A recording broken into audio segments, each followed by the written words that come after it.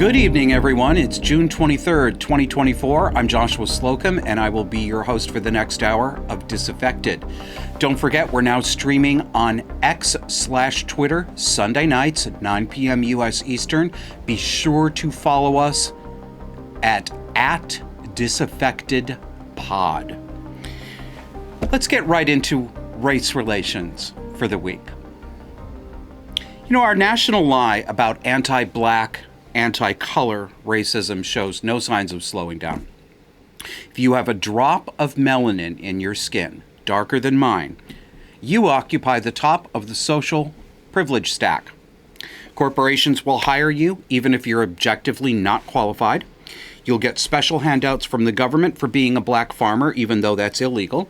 If you're a black woman in media or politics, you are allowed to scream, lie, abuse people, say nasty things about whites, and get reelected or keep your job with absolutely no pushback and the entire media on your side.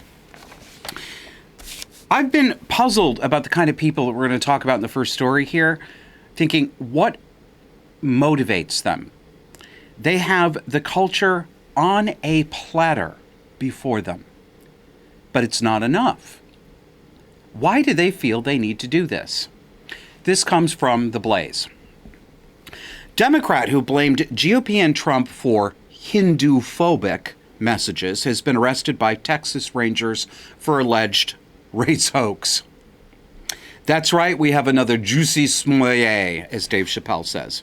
A reminder about Jussie Smollett, that actor from that series Empire, who was allegedly walking to Subway sandwiches in Chicago at 2 a.m. in the morning during the dead of winter and was accosted by two stacked, smoking hot built Nigerian guys who put a noose around his neck and said, "Boy, this is MAGA country." Yeah, that totally happened, not in his sexual fantasy. Let me read to you from The Blaze. A Democratic candidate who blamed former President Donald Trump and other Republicans for Hindu-phobic messages sent to him on social media was arrested after an investigation that found he had sent them himself.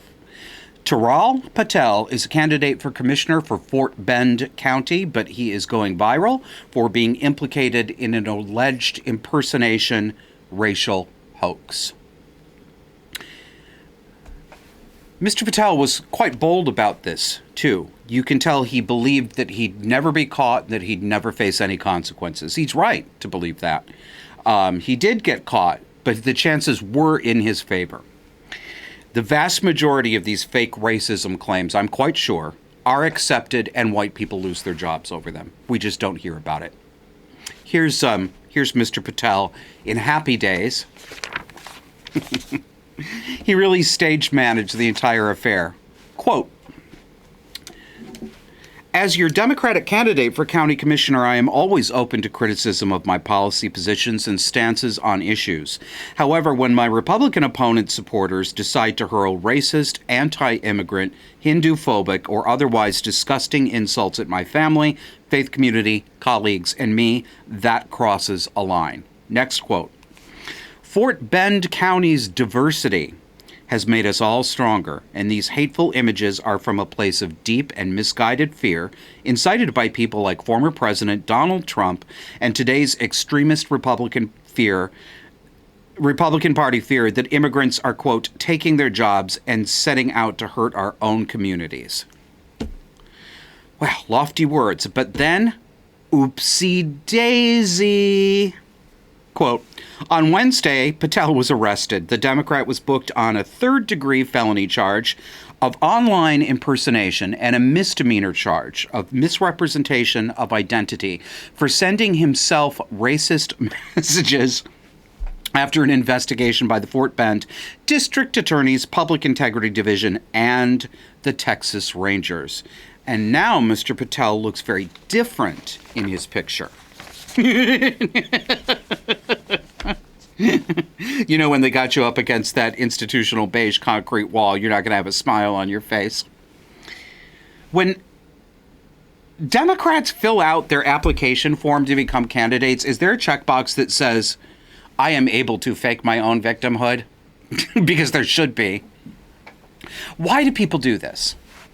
Well, it's narcissism. This is cluster B. Most people don't do this. Most black people don't do this. Most Indian people don't do this. Most men don't do this. Most women don't do this. But narcissists do this. They can't fill the hole inside of them. They can't. They get ever more desperate to be recognized as special, as above other people, as unique, as powerful. And it's like the old saying, any publicity is good publicity. They're very happy to be seen as weak victims if that pose gets them power. It's not really a paradox. I mean, you know, it's an irony, sure, and it's an irony of our modern times. Pretending to be weak and powerless gets you enormous amounts of power, almost limitless power in 2024. Look at feminists in government, media, and corporations. These women are rich, influential, and they're sheltered from any real-world pushback, all on the back of claiming that they are powerless victims. This is why we see men doing this now, too, because it's out of character for men generally. Back in the day, the only men who wouldn't be embarrassed to be publicly seen as victims were histrionic gay men. That's the truth. But now straight men do it too. It's another consequence of societal feminization. Now, next in race relations, let's examine the attitudes of the average black American as found by the Pew Research Center. The Associated Press reports on a fascinating Pew survey of black American attitudes. Quote, most black Americans say they've experienced racial discrimination regularly or from time to time, which colors how they view U.S. institutions like policing, the political system, and media, according to a study on conspiracy theories.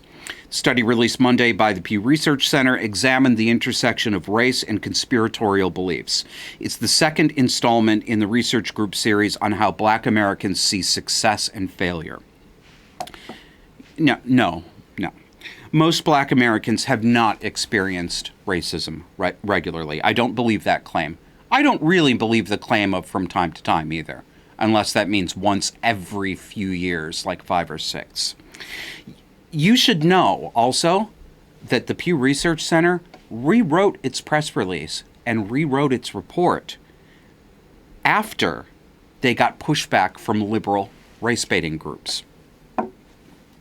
Pew started out accurately describing the beliefs they found among their survey respondents as paranoia. Then they changed their tune after being lambasted by the left and rewrote their report to accept the factual reality of the conspiratorial ideas of their subjects. They didn't just change how they reported about it. They changed their wording to actually accept the real world reality of the conspiracies that these people are reporting. It's astonishing. We're going to look at what they found before they blackwashed their report. And of course, the Associated Press is working really hard to make sure that you don't think they're questioning the legitimacy of any kooky thing that a black survey taker would say. Quote, this study defines racial conspiracy theories as ideas that black Americans might have about the, quote, actions of U.S. institutions that aren't necessarily the stated goals of the institution. The study stresses that these are claims that black Americans may have because of America's documented history of racist policies largely impacting black communities. So what are these beliefs? Number one, I just picked a few for you. 8 out of 10 black people said the following. Black people are more likely to be incarcerated because prisons want to make money on the backs of black people. 2, 6 out of 10 black adults surveyed agreed that institutions such as the criminal justice system, the country's economic system, and policing are designed to hold black people back. Take that in.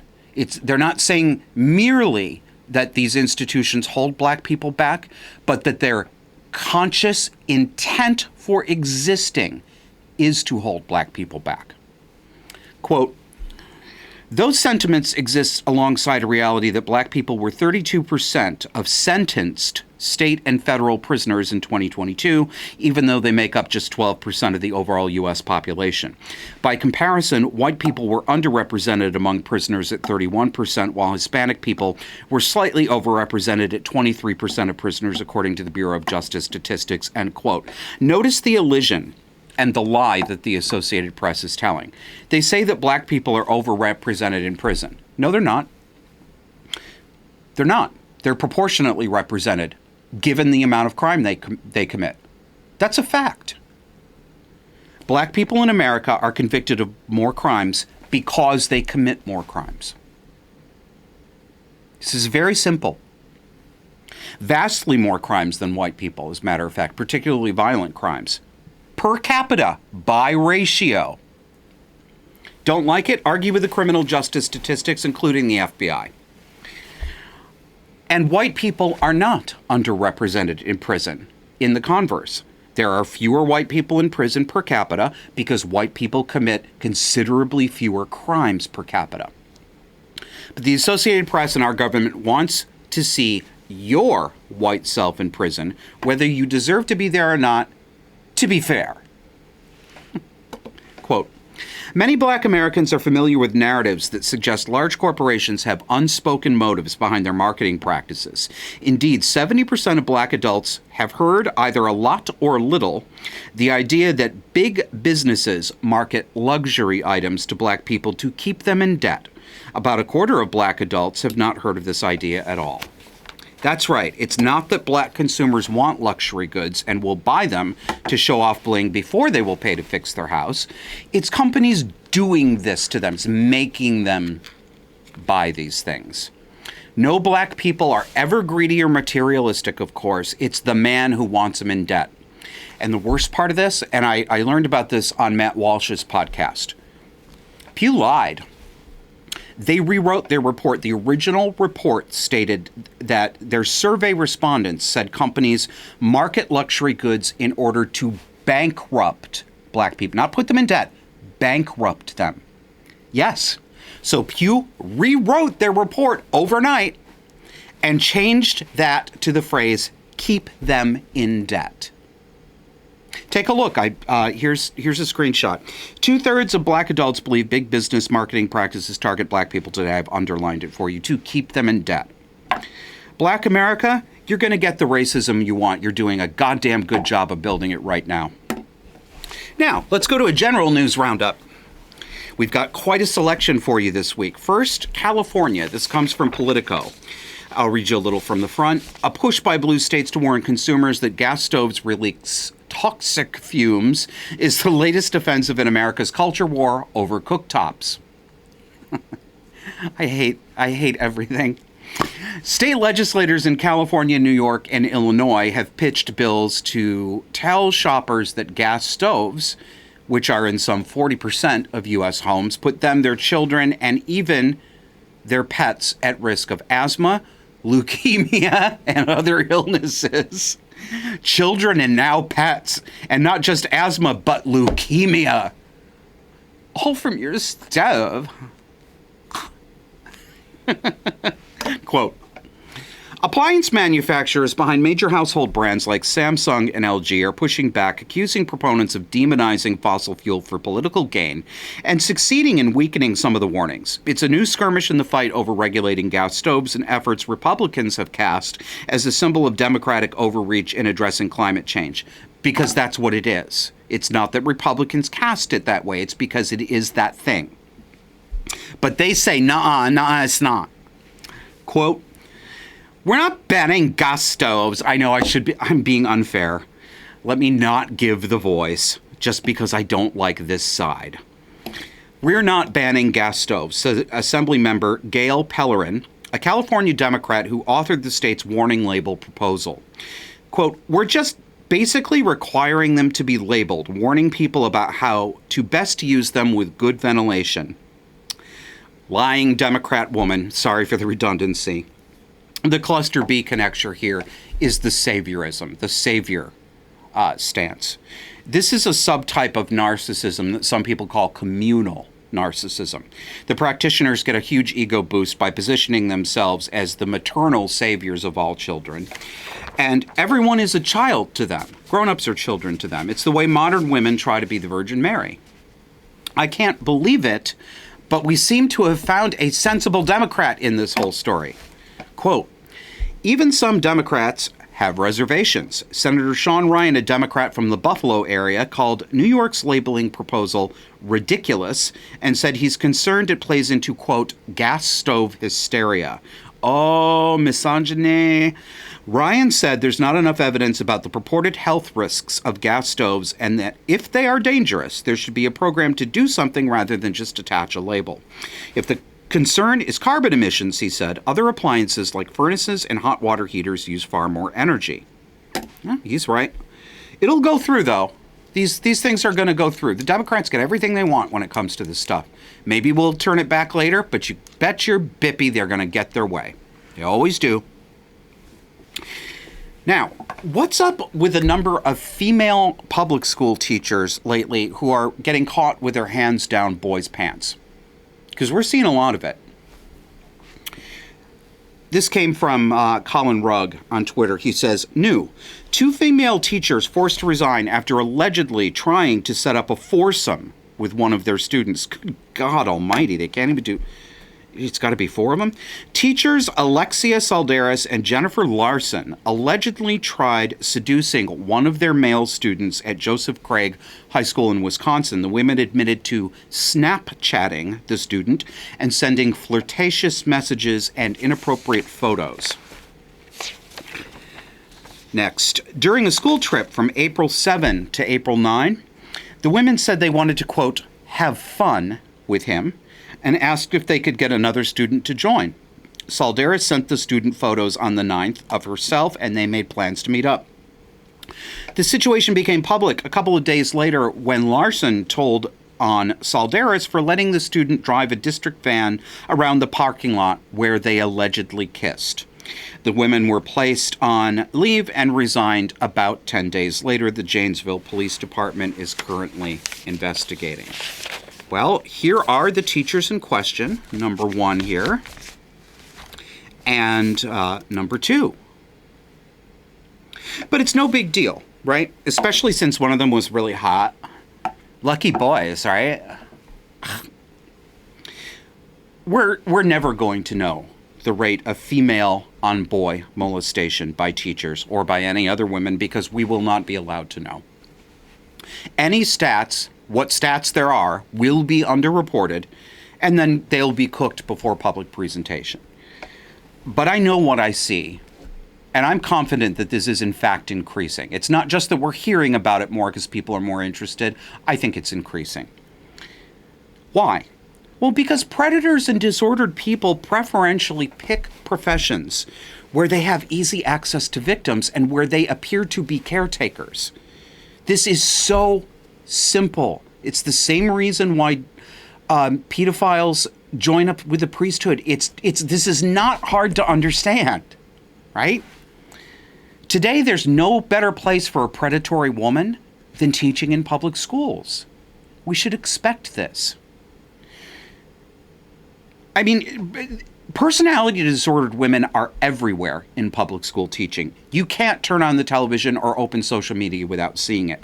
Their kind is lauded, they are called heroines, and they are still able to take advantage of the false perception that all women are always pure and would never do bad things like men do. Get your kids out of public school. Let's go over to England. First, it was tomato soup thrown at a Van Gogh, and then it was old crones trying to destroy the Magna Carta and several in between. Now it's Stonehenge. Take a listen.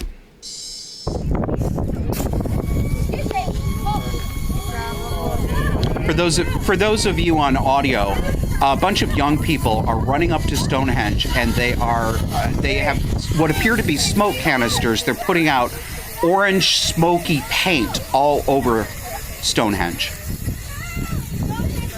And happily, at the end of this video here, some of the other, it looks like a Chinese tourist actually put hands on one of these little bastards and tried to stop him. while the Just Stop Oil people in their uniform T-shirts come along and they make sure to get the job done. As usual, it is the organization Just Stop Oil. Take a look at their social media profile. They're very proud of this. Their image header is their people trying to destroy Stonehenge with orange paint. A 5,000-year-old monument built by people we haven't even been able to identify. This is humanity's patrimony. This is world heritage. That's why they want it gone.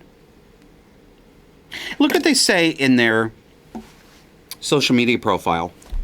Just Stop Oil, demanding all oil, gas, and coal licenses issued since 2021 are revoked. Government plan to end fossil fuel burning by 2030. Yeah, keep demanding. These people are anti-human. They have a sociopathic view of humankind. They want you dead, and they will try to kill you if they get an opportunity. That's not an exaggeration. They want you dead. What I want to know is why aren't the British police investigating and putting this terrorist organization out of business? Why aren't they ripping up their corporate charter? They are clearly guilty of organized acts of vandalism and terrorism. It's right there. Why are they still incorporated? Why do they still have charity status? I'm not really asking that, of course. We know why. Because the government wants them to have it. Then you might ask yourself why your government wants this. All right. Guess what? New disability just dropped. Take a listen to this. So I just got yelled at for asking a very reasonable question. So I'm applying to go somewhere, and I just wanted to know, are there accommodations for people who struggle with time blindness and being on time? And then the person I was with interrupted and acted like I was asking something else. And then when we were done, they actually started yelling at me and saying that accommodations for time blindness doesn't exist. And if you struggle with being on time, you'll never be able to get a job. Yep. Provided you're trying your absolute best to be there. And then they're like, your stupid generation wants to destroy the workplace. You do. And yeah, I think that a culture where workers are just cut off because they struggle with being on time, when there's other solutions that we can look to, I think that just anybody who thinks it's okay to just treat people like that, yeah, that culture needs to be dismantled. And then I asked that person, how can you feel good about yourself upholding this kind of system? And then to think I'm entitled. No, if people think it's okay to treat others like this, that's entitlement. No, that's projection, you selfish little bitch. You don't deserve a job. You're not going to get a job. The person who told you that is right. You are out of your fucking mind. And unfortunately, too many of your generation are like you. I fired little girls like you. And I'll do it again.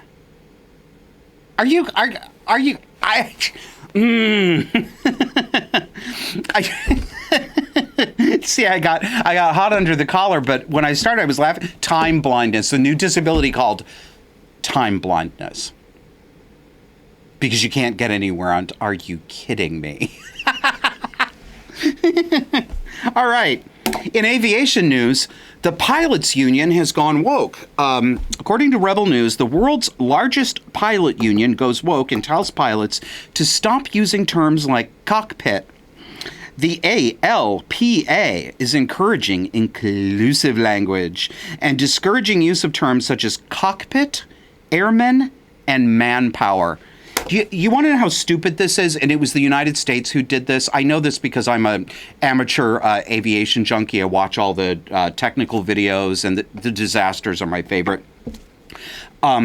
There's a system called, its abbreviation is called NOTAMs. These are notes that come into pilots just before they fly that describe any inclement weather that's unpredictable en route, that's if any of the airport runways are turned down, closed down. It stands for Notice to Airmen.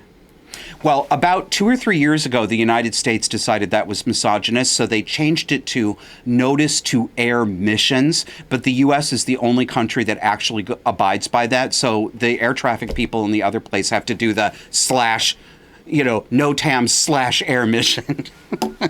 It's So freaking stupid. All right, more on this story. The Airline Pilots Association International, ALPA, the world's largest airlines pilot union, has come under scrutiny after releasing a diversity, equity, and inclusion language guide to its members in 2021. The guide, aimed at creating a more inclusive workplace and reflecting the diversity within ALPA, advises pilots to avoid using words such as cockpit, airmen, and air power. Hey, you in the cockpit. Do you like gladiator movies? Quote, many women have heard a variation of, "It's called a cockpit for a reason," by a male pilot, suggesting that women do not belong in the piloting profession. The intent behind the use of the words is important. The ALPA also discourages the use of the terms mother and father, arguing they may unintentionally overlook diverse family structures such as caregivers, same-sex parents, step-parents, and families with adopted members. Genuine question I have here. With a union that is almost entirely men, how did these women-based social concerns rewrite the pilot's manual? I really want to know this. I'm genuinely baffled. Men don't care about this bullshit. Women care about this bullshit. What the hell are they doing fucking with the Pilots Association this way? And who are the gelded men who let them do it? Who are the men in ALPA who allowed this nonsense to take over and rewrite their manual? Seriously. What's wrong with men these days? All right, finally, in our news roundup, actor I do this every week, Donald Sutherland died this week at the age of 88. He was never a leading man, but he was extraordinarily talented, and some of his best work can be found in the 1980 drama Ordinary People. It's one of the few movies that accurately and completely depicts the pain and dysfunction of a narcissistic family system. Mary Tyler Moore is excellent as the cold and withholding mother. She plays against type and she's brilliant. Donald Sutherland plays the feckless, wimpy husband who fails to protect his sons from his wife because he can't accept that his wife is incapable of love. But he redeems himself at the end of the movie. Rest in peace, Mr. Sutherland. I picture him staring down at us from heaven like this. Suckers! All right. One more before we go to the break.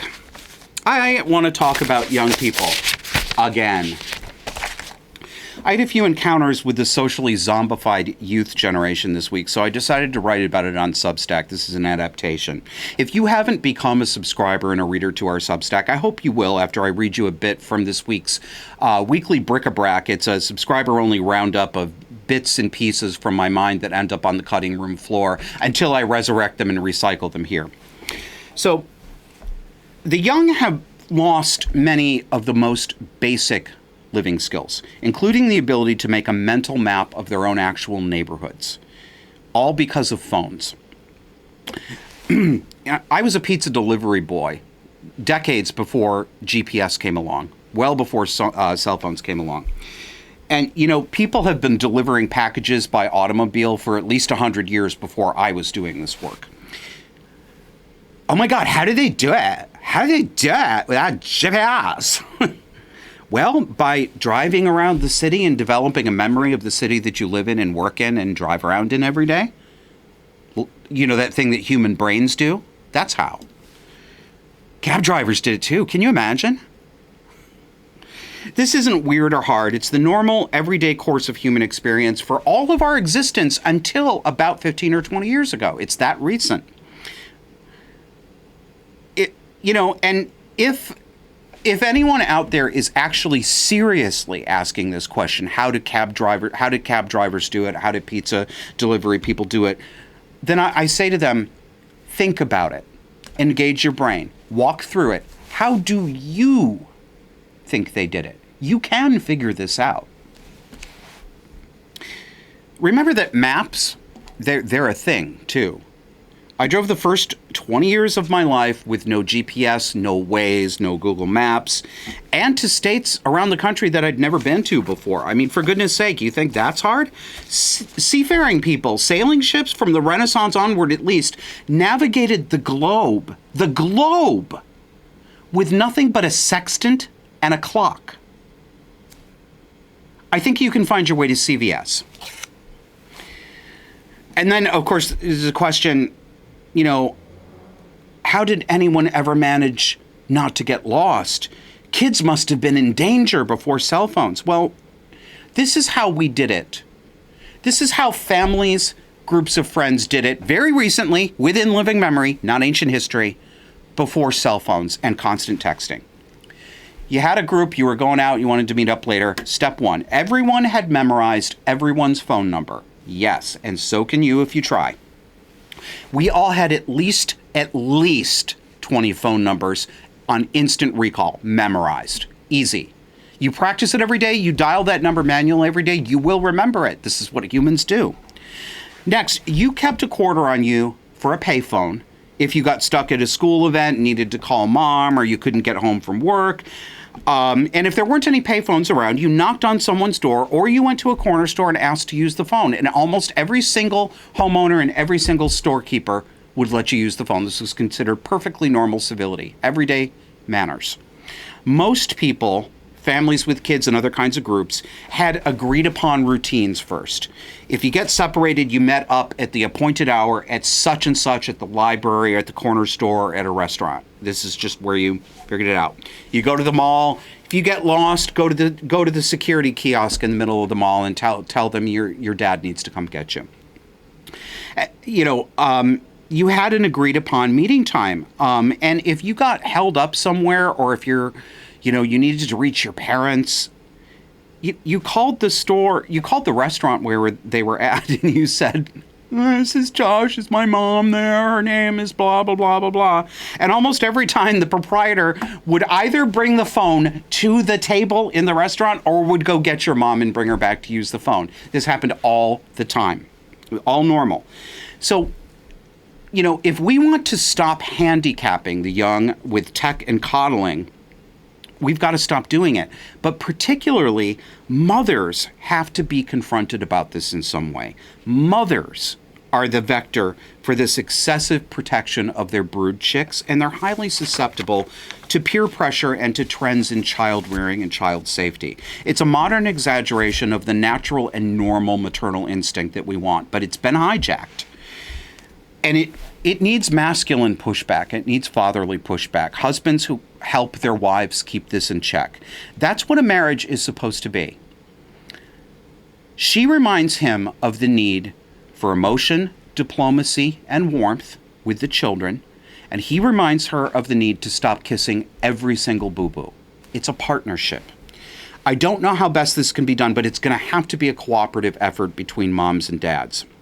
But I confess I don't know how it's going to happen, because men, too many of you have been pussified. Telling a mom who goes too far and protects too much is not abuse, it's not misogyny, it's not disrespecting her. It's what husbands are for. Men are in trouble. I complain about women a lot because there's a lot to complain about with the way women act these days. But men are in trouble too. We are not living up to our duties. I look around at married men in public with their families, and I just can't believe what I'm seeing. They're just so disconnected. They're meek. They're ineffective. They don't speak up. We have to find a solution to this. And I am aware of the irony of an unmarried gay guy like me talking about heterosexual relationships and family dynamics. And given my more female typical than usual emotional profile, I understand if you're rolling your eyes. I get it. But on the other hand, I know from experience of women in my life and from my own out-of-control emotions, I know how badly wrong it goes when you can't get a grip on your hysteria. The people who have been the most helpful to me in getting a grip on my excess emotions and hysteria have been men with normal range male attitudes. And you know what? I think that's enough recycling of that. I think we're going to move to our break. But before we do, as you know from last week, we have our first official sponsor, and it's a great one. Anton's Meat and Eat. Anton Van Buren and his family own this company. They make delicious, healthy, cured meat. It's called biltong. It's a South African version of what you think of as beef jerky. And let me tell you, he sent me some. It is delicious. It's vinegar cured meat. It's sliced very, very thin. It's spiced and seasoned and then cured in vinegar. And like I said last week, it's like beef jerky, but it's a little bit softer and it's a little bit moister. Several viewers did buy some last week. Thank you very much. One of them said, this is a quote, "Oh my God, this is the best beef jerky I've ever had in my life, and I'm having to stop myself from eating the entire bag." Girl, I feel you, and you know who you are.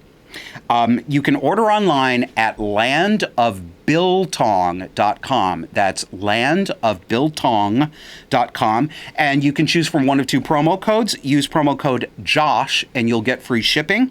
Or use promo code JOSH10, that is JOSH10, to get a 10% discount. And, of course, don't forget us at Disaffected. Will you help us make the show? We would love to have your support. And if you want to do a one-off, $2, $3, $5, $10, $20, easy. Go to disaffected.com and click on Support Us. If you'd like to help us more regularly, as so many of our listeners and viewers do, you can become a monthly subscriber at disaffectedpod.substack.com or subscribestar.com/disaffected. Monthly donors get access to our private members-only Discord where we chat and do things like meetups and audio recording sessions with guests. So, off to the break. We'll see you on the other side.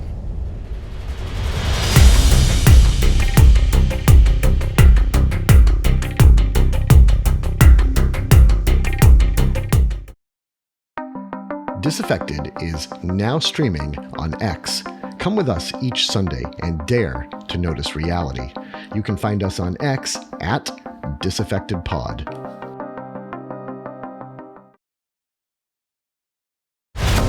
Do you get something from Disaffected you don't find anywhere else? Well, you can help produce the show. Supporting members get access to our private Discord chat server, meetups, and audio episode recording sessions with guests. Sign up at disaffectedpod.substack.com or at subscribestar.com/disaffected. Welcome back. I want to address a viewer concern, actually a former now viewer concern, because I think that other people may have thought about this. So last week on our show, we used a picture of conjoined twins in the thumbnail with my face pasted on both of their heads, Siamese twins, known colloquially. And we also ran a video parody that put Barack Obama's and Joe Biden's heads on their body. Dark humor is a hard line to walk, and it upset a few people, and it upset one viewer a great deal. And he was so upset that he wrote me and he canceled his donation to the show. So I'm going to read you what he said, and this isn't scripted out. I'm just going to talk about this after I read you what he said. Quote, "I have written to Josh before about my revulsion at his bizarre obsession with Siamese twins, but the issue is larger than that. For me personally, the real issue is that, as someone who has been severely and multiply disabled since childhood, I have knowledge of the misery of being young and knowing that one is being made fun of because of afflictions of the body and excluded from events because of it. Josh is not a 12-year-old boy who needs to have a second, much more tense and blunt meeting with his middle school's assistant principal, and I do not intend to support, however slightly, a middle-aged man who has developed no more feelings for the sadness and loss of others than he manifests. It's too bad. I had high hopes for him. He needs to get his house in order." Okay. I'm going to try to walk this line here, and I'm going to try to be fair and even-handed. I don't get pleasure out of knowing that something that I said hurt somebody. That doesn't make me feel good. Yes, I'm a human like everybody else, and when I'm having a fight with somebody, yeah, I want to get my digs in, of course. But I don't feel good about someone who walks away feeling as hurt as this viewer did. And I don't know exactly what his situation is. I don't know what his disabilities are, but I can very clearly see that they have had a profound effect on his life. And he has some feelings about it. I'm not going to gainsay those feelings. But I will say that, look, I like dark humor. I like irreverent humor. And I can't think of a single demographic, whether you're talking about disabled people, gay people, trans people, women, black people, or whoever else is in a special protected class or category. I can't think of a single demographic that I have not made fun of and that I won't make fun of. I think it's fair to say that I am as harsh on my own kind as I have ever been with anybody else. And I do want to draw a line under something too. I discussed this with a friend, and I'm still not sure about, I haven't really sorted out what I think about this. So you're getting my first draft here. But whether you accept this or not, I wasn't actually making fun of those two women, the Siamese twins. I know, I can already hear it. I've already considered it. I know you will say, yeah, but you used them as a vehicle for making fun. Correct, I did. I sure did. Yep. But I'm not mocking them for having a disability. And here's something else. I'm going to be real honest here. I know I shouldn't say that because it makes it sound like the kind of person who isn't honest most of the time, and that's not the impression I want to give. When people are so afflicted this way, it causes a reaction in other people. Yes, I understand that it's difficult for that person, but there is something about that that's jolting. People notice this stuff. We all pretend that we don't notice it, but we do. It doesn't mean that we hate them. It doesn't mean that I think they're stupid. It doesn't mean that I think they're worthless. But does it mean that my dark and irreverent humor bone gets tickled by Joe Biden's head and Obama's head on these two conjoined twins? Yes, it does. I do think it's funny. And I'm not sorry. I am sorry that I can't figure out all the time how to walk that line just the right way. I don't know if there is a way to walk that line. And I realize that as some people are listening to this, they're going to be disappointed because they think I should morally, wholly apologize, and I'm not doing that. I am sorry that the viewer felt so hurt by this, but in fairness, I also see an awful lot of personalization there, and I see some hyperbole and some really over-the-top criticism that I don't think is actually accurate. There we go. That's the best I can do. Thanks for listening.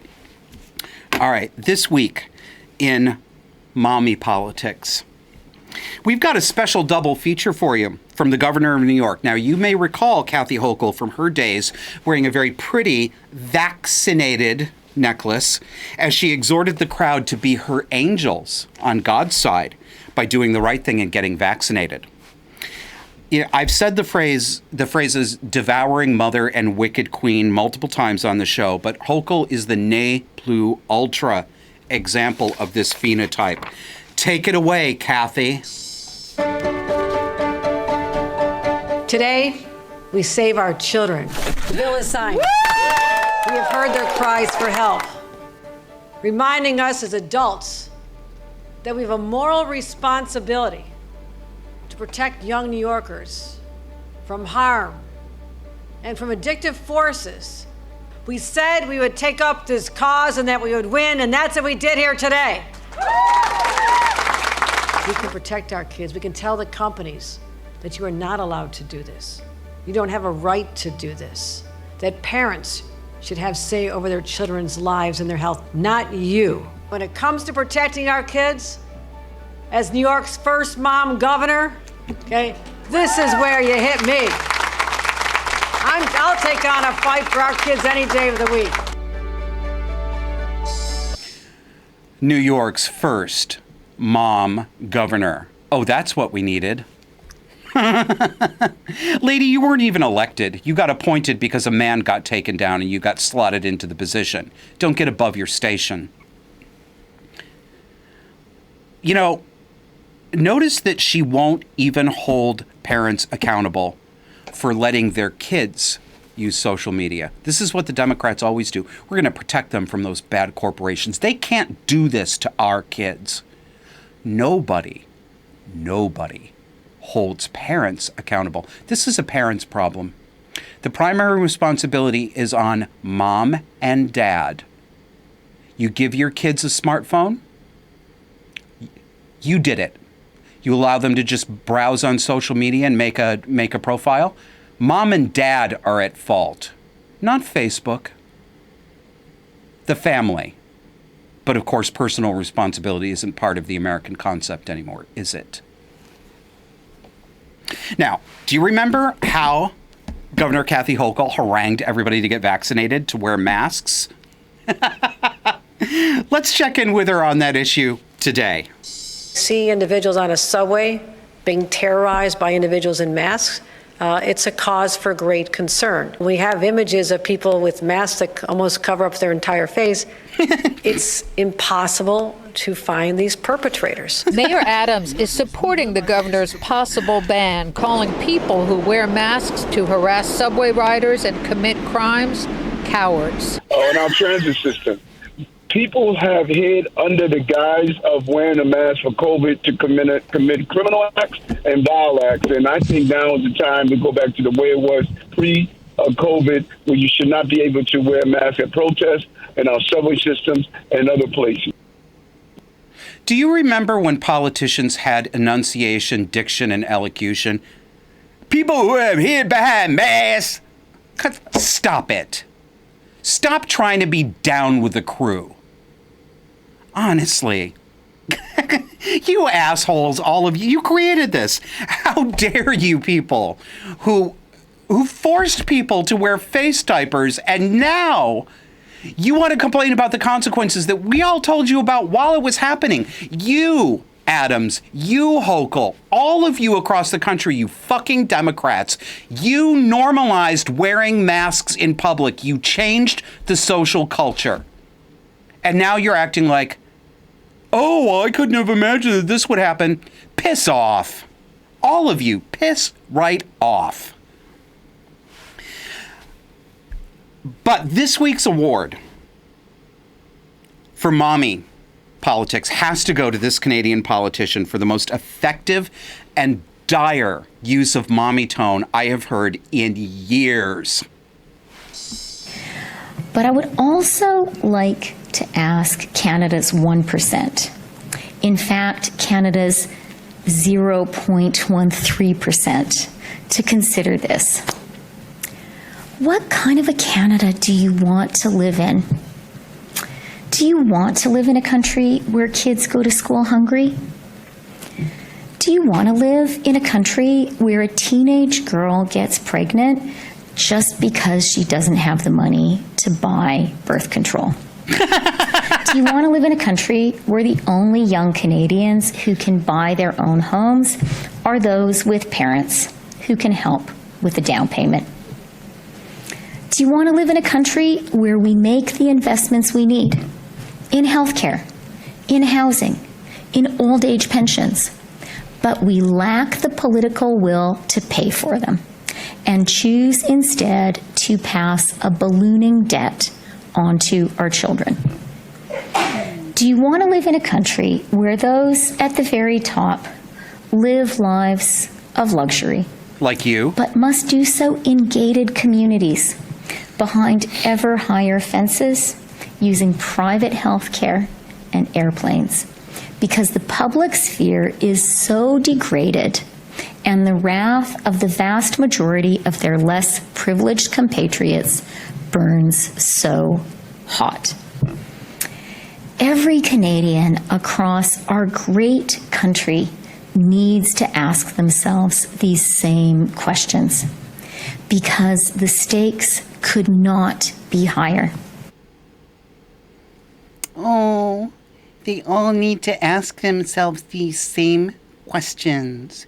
Do you want to live in a world? Shut up.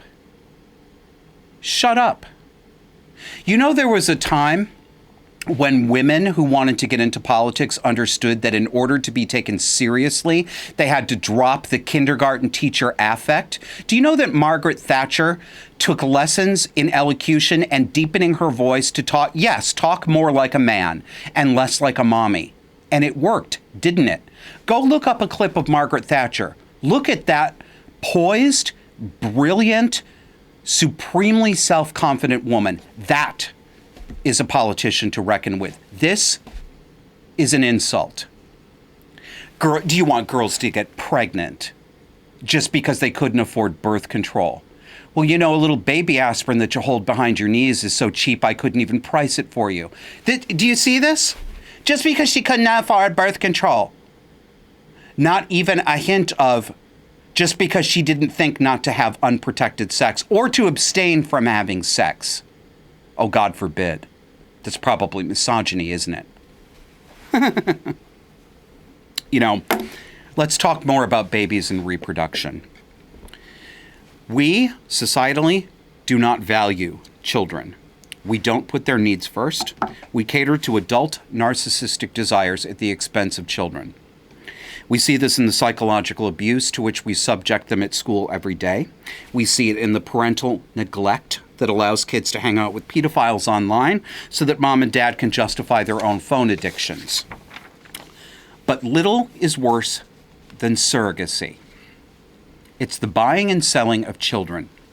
It's the deliberate, conscious, intentional creation of a child with the intention of depriving the child of either or both its natural mother and natural father. And of course, Massachusetts wants to legalize blatant, undisguised buying and selling of children. Now, I have not read this bill carefully. I am relying on an interpretation from a news site that is pro-life. But I've found in the past that they have been accurate. But if you know otherwise and you've read the bill, tell me in the comments, give me any corrections, and I'll address this next week. This comes from Life Site News.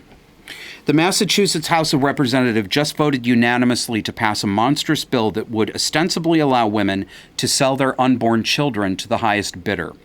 The measure commodifies women and allows children to be treated as nothing more than chattel, as items to be sold, although none of the legislators are saying that out loud. Known as the Parentage Equality Bill, H4672, the act devilishly banishes the immutable truth that children should be raised in a loving home by their biological parents, while obliterating the terms mother and father, trading them out for person who gives birth and other parent or genetic source. Even the pronoun his is dumped in favor of a more ambiguous, non-gendered their. Quote, sponsors say the bill will protect relationships between parents and children, but in reality it protects the rights of parents who obtain children through surrogacy. And many, if not most of those parents will be homosexual men. Here's the worst part from the story. In any other circumstances, if a woman accepts money in exchange for handing over her parental claim on her child, she is engaged in baby selling. Under this bill, she can do exactly that if she's secured a valid surrogacy contract, even if she makes the arrangement with the purchasing parents after she has become pregnant, providing the contract is validated before the child is born. Next quote. Under H4672, the following would be perfectly legal.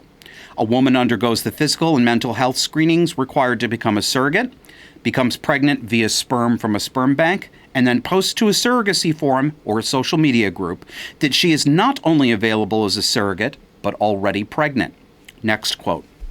She could then choose to match with the couple willing to pay the highest, quote, payment of consideration, essentially auctioning off her child. As long as the surrogacy agreement meets the requirements outlined in this bill, it could be validated by a court and viewed as not only permissible, but legally binding. However, if that same woman became pregnant and decided to make an agreement with a couple to adopt her child while insisting that she be paid for placing her child with them, she would be prosecuted for baby selling. Tell me again how surrogacy isn't human trafficking and that it's not selling babies. Actually, don't, because if you do, I will lose all respect for you. The compassionate and caring pro-choice left is out there lying about pregnancy crisis centers again, because of course it is. They hate them, and they don't actually want women to have choice. They call themselves pro-choice, but it's misleading. They want women to abort. That's the choice they want women to have. Why else would they lie about nonprofits that help expectant mothers get diapers, food, formula, public assistance, parenting classes? Well, because these pregnancy centers don't do abortion. That's why. Take a look at this commercial and then know this. Do you know who put out this commercial? That's right, the government of Massachusetts.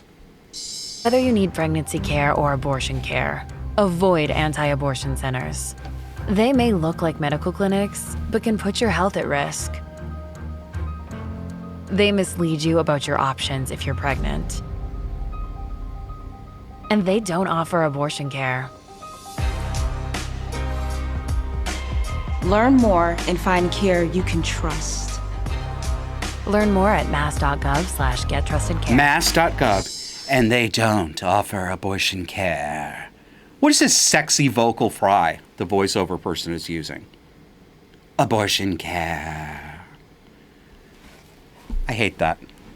I hate it when they add the word care onto something to make it sound sweet. Gender affirming care. Sexual and genital mutilation is gender affirming care. Terminating the life of your fetus is care. And I'm not even against all abortions. I'm for the choice to do so in the first trimester. But I've said it before, these people are bloodthirsty. And the more they do this, it doesn't matter, because it's never going to be an issue that changes my vote one way or another. I've put it down. This is women's issue, not mine. The more they do this, the less I give a shit about the right to abortion. I'm tired of it. That's the breaks. All right. And this is the next break. But do you need to talk to somebody about the madness in this world? You can talk to me. I offer 1 hour coaching and consulting for people who are stuck in an issue. Yep, I specialize in narcissistic abuse, dysfunctional narcissistic family systems, but they also apply at work. I've also had conversations with people who just wanted to talk about whether to choose a new career path. And you know what's actually been a lot of fun for me is a lot of people recently have come to me because they just want to talk to somebody who sees what they see. They don't necessarily have a specific problem they need help with, and I'm happy to help with that. But I'm also happy to just shoot the breeze with you for an hour and validate each other's sanity. So if that's of interest, go to joshuaslocum.net to book an hour. And if you are a disaffected supporting member, you also get a discount. We'll see you after the break.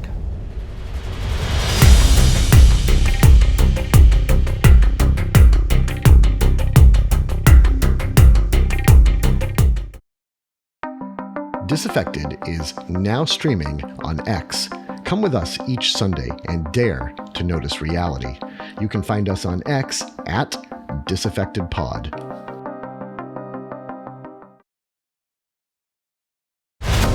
Do you get something from Disaffected you don't find anywhere else?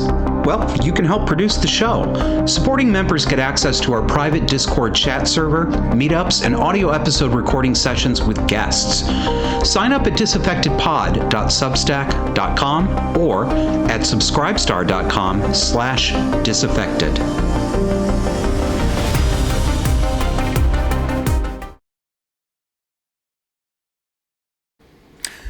It is time once again for Potpourri du Moquerie, where we roast the skin off everybody. Are you ready? Allons-y. First up, a deranged trans mom who says the state of Florida is ruining her daughter's life. Except she doesn't have a daughter, she has a son. Headline, Mom of Transgender Girl Athlete says Florida's investigation has destroyed her daughter's life. Dateline, Fort Lauderdale.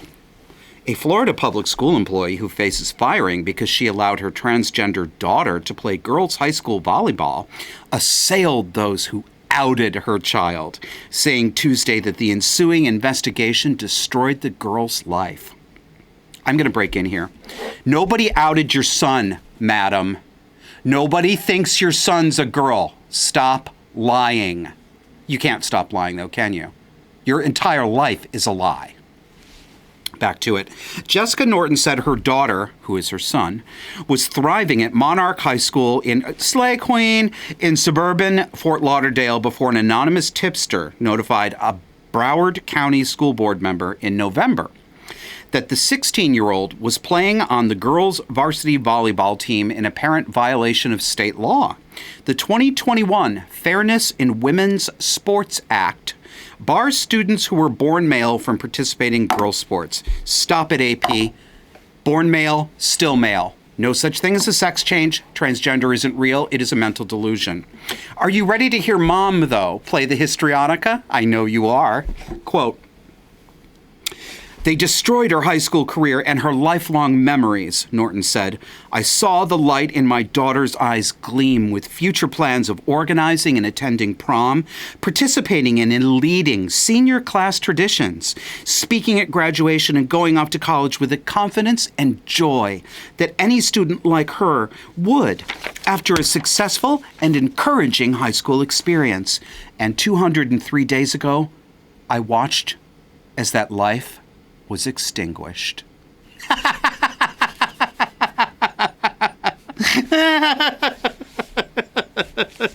And these are the days of our lives. Do you want to see Mom and Dad?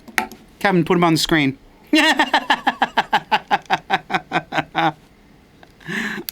Oh, yeah, that's Cluster B. Oh, yeah. I mean, her I expected, but look at her husband. This is what you see in every one of these situations. I know it's just one picture, but that downcast expression, I mean, look at him. Look at him. He's my age at least. And he's got these big holes in his ears from these ear gauges. That's pathetic. That is pathetic. Naturally, they have a trans daughter. Why wouldn't they? Sure, they can't wait to deform his body permanently, too. All right.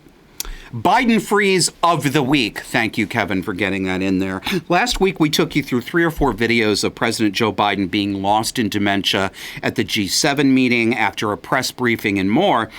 It continues. Here he is at a fundraiser being dragged off the stage by Obama when he got confused.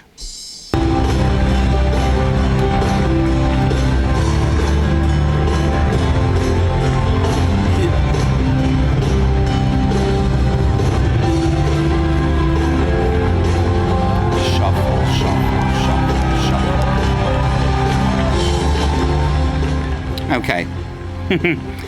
But no, says the White House and Democrat leaders. Here's spokeswoman Noodlehead Karine Jean-Pierre. Listen carefully to the terms that she uses in this clip.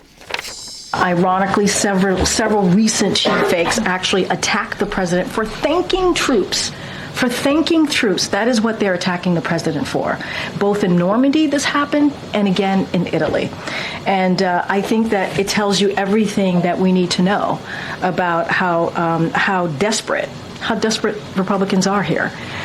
Instead of talking about the president's performance in office, and what I mean by that is his legislative wins, what he's been able to do for the American people across the country, we're seeing these deep fakes, these manipulated videos. And it is, again, done in bad faith. Is Nissan or Top Ramen paying her royalties because they should be for featuring their product? She said cheap fakes. Cheap fakes. What is she on about? She means deep fakes. She means AI created videos. She actually She said it, you heard her. She actually means to tell the American public that people are altering the video and that we can't see Joe Biden doing what we can clearly see Joe Biden doing. These are not manipulated videos. It's the most brazen lie I've yet heard from her, and that's really saying something. I would like to think that this signals desperation and a knowledge that they're going to lose, but I am not counting on that at all. Absolutely not. Friends, this is what happens when narcissism and sociopathy are culturally normalized. We are living in a cluster B world. You know, Democratic Representative Adam Kinzinger is using the same line, and he's saying that these videos of Biden are fake, but he's also saying that we can all see that Donald Trump is the one with dementia and mental problems.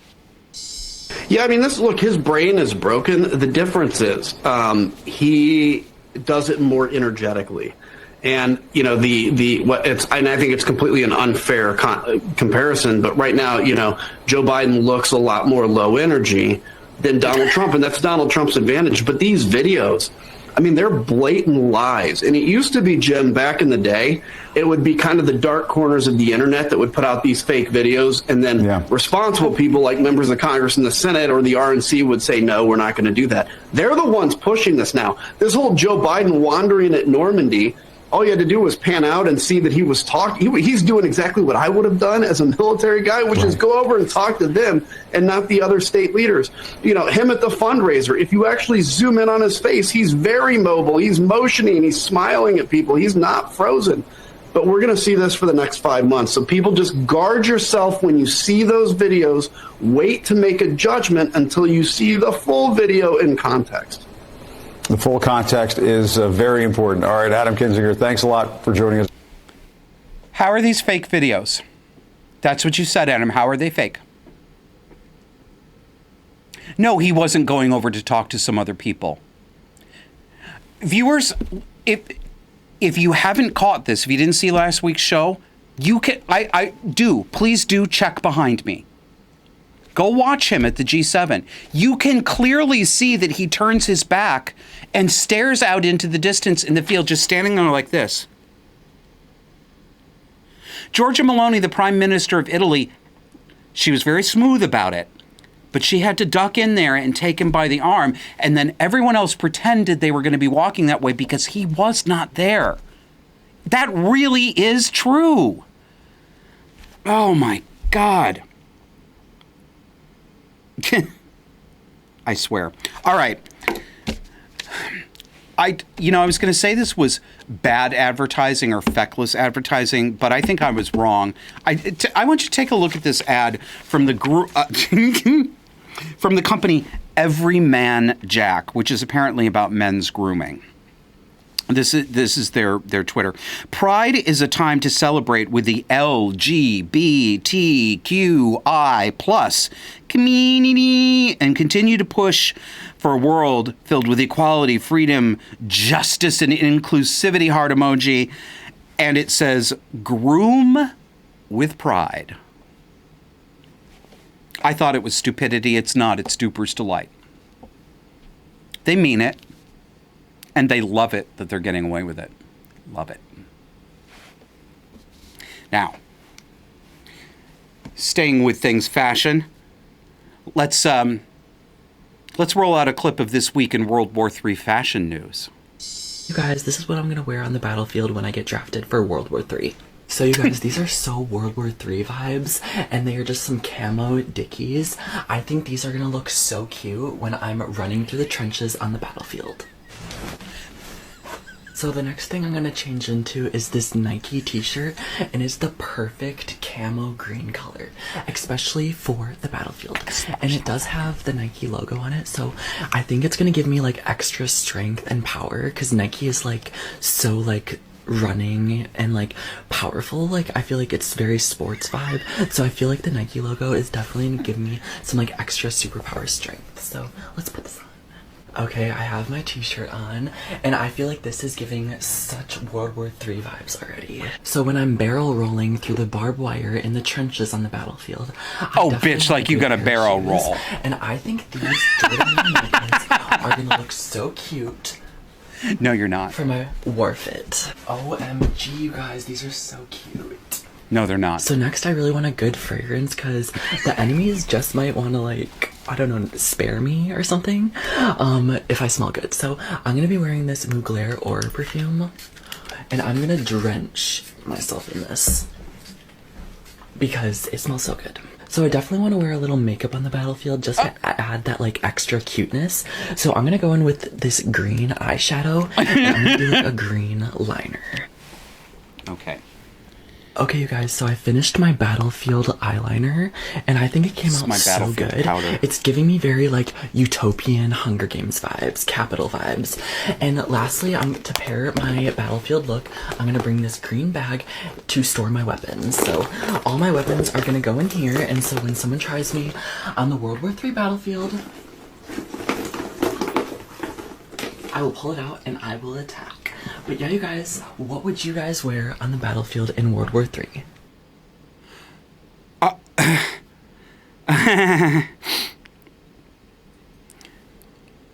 You know what that plunger's for, don't you?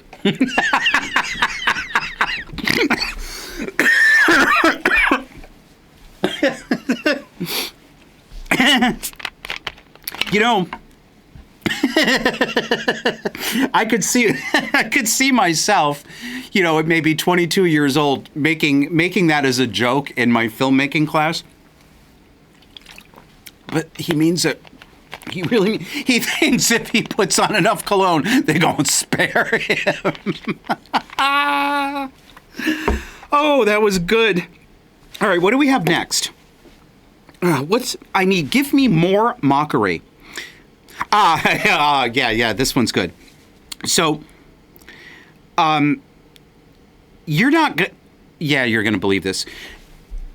You're gonna think this is a comedy parody, but it's not. It's serious. It's from this NBC show called New Amsterdam, which is apparently about a New York City hospital. So roll the clip, please, Kevin. Make yourself comfortable. There's a couch over there. Is he okay? Yeah, he's okay. I had Cephas answer some questions from a Harvard test known as unrest. It is designed to measure someone's level of social resistance. Social resistance. When people like us oppose the values and policies of the dominant culture. That's right. And what does that have to do Your with son, he feels threatened on a daily basis. Like everything he's earned can just be taken away. He's disenfranchised. But because his life is seemingly free from all this, because he can't name it, he's internalizing it. Name what? Racism. I think your son's tumor was caused by racism. Hold the moment. Give the look. I think your son's tumor was caused by racism. And this bitch over here. When people like us oppose the values of the dominant culture. We can't just have, we can't, it just can't be, we don't just need racial diversity. We need a black British woman in the New York City hospital. Well, that must just be like how all those annoying bitches that I used to call friends and spend my time with gave me an early heart attack. I had internalized bitchhood. And it led to atherosclerosis. And you're all like, no, Josh, that was your own bitchhood that you made all by yourself. How do they get through these lines with a straight face? I don't understand it. All right. In union news, a workers' collective organized to get their fair share, and then the evil capitalists came in and closed the business. Listen to this. Sorry, you can't hide. We all see your greedy side. Former employees of OCF Coffee House rallied outside of the now closed Fairmount Cafe on Tuesday. We've been paid really bad wages, and this was our attempt to get better wages and like make the place that we love better. The coffee shops are owned by OCF Realty. The real estate brokerage announced the closures to employees in an email which included 2 other locations in South Philly. Workers like Alex Simpson say they were shocked. I am pretty crushed, especially when it's such a blatant response to our union process. Like, this comes a week after we publicly announced our union. That ugly heifer is exactly where she should be. Can you think of a more perfect representative for their cause? We can see your greedy side. Yeah, we can see yours too, honey. And finally, in Pride Month news, the most unlikely famous woman has become a Dollar General gay icon. Take a look at this from The Democrats. It is 1, 2, 3, 4, 5, 6, 7, 8 Kamala Harrises, all in different colored pantsuits, one skirt suit. You know what?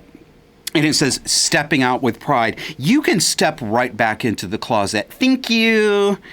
Who told women that pantsuits flatter them? I'm serious.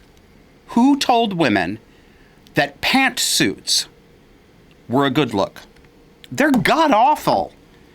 You know, they say gay men's fashion sense is a woman's best friend. Well, these women need to fire their fags if this is the kind of bullshit that we're picking out for them. Boys, we dressed Joan Crawford, for God's sake. Why are you slumming like this? Shoo. It gets worse. How can it get worse? Well, it's more Kamala Harris, and then Queer Eye went to the White House.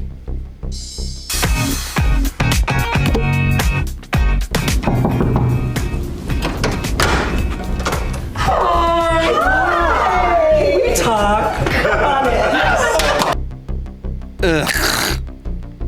Can we talk? Joan Rivers would have made mincemeat out of you, bitch.